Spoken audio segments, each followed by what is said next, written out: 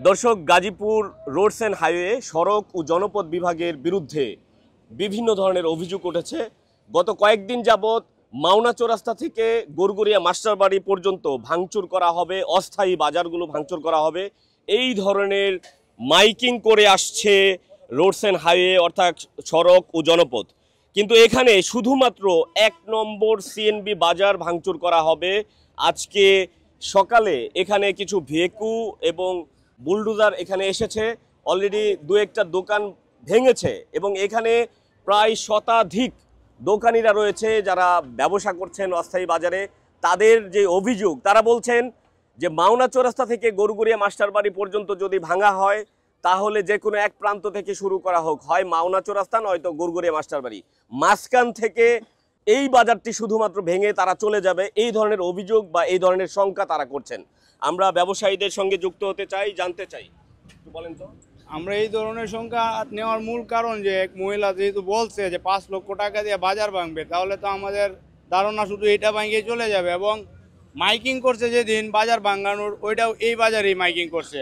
যে নোটিশ দিছে বাজার ত্যাগ করার, ওই নোটিশটাও শুধু আমাদের এই সিএনবি বাজারেই আসছে, অন্য কোনো বাজারের দোকানদাররা পায় নাই।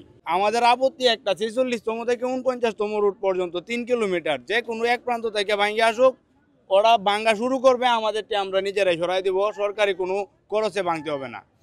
আপনি বলেন তো। এবং এই মহিলা যে আঙ্গের অভিযোগ এটাই, তারা এক সাইডেতে ভাঙ্গে আসুক আর সিম্বির জায়গা যে হানি আছে এনি ভাঙতে হইব। আঙ্গের এই সিম্বি বাজার ভাঙলে ওই যে আলফাতুন নেসা যার জন্য আমাদেরকে ট্রেড দিছে, এই যে ওনার দোকান কিছুদিন আগে ভাঙছে, সরকারি কারো অনুমতি ছাড়াই ওনার দোকান ভাঙছে।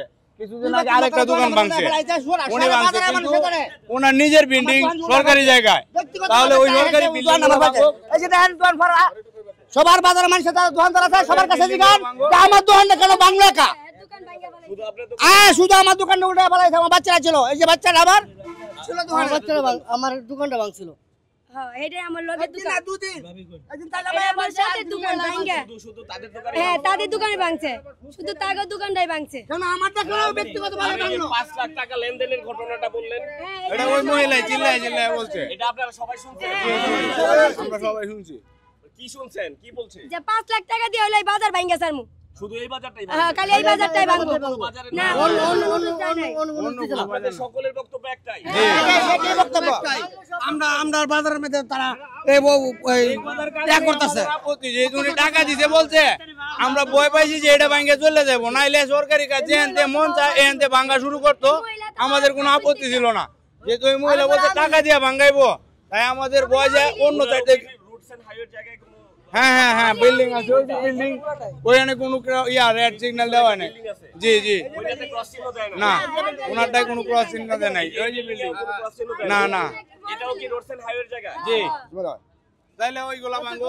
দর্শক, এখানে 1 নম্বর সিএনবি বাজারে এখানে স্থানীয় ব্যবসায়ীদের যে অভিযোগ, এখানে সড়ক ও জনপথ অর্থাৎ রোডস এন্ড হাইওয়ের যারা কর্মকর্তা রয়েছেন, এখানে শুধুমাত্র বাছাই করা কিছু বিল্ডিং বাদে যেগুলো রোডস অ্যান্ড হাইওয়ের জায়গায় পড়েছে, সেই বিল্ডিংগুলোতে তারা কোনো ক্রস চিহ্ন দেয়নি, অর্থাৎ সেগুলো ভাঙা হবে না।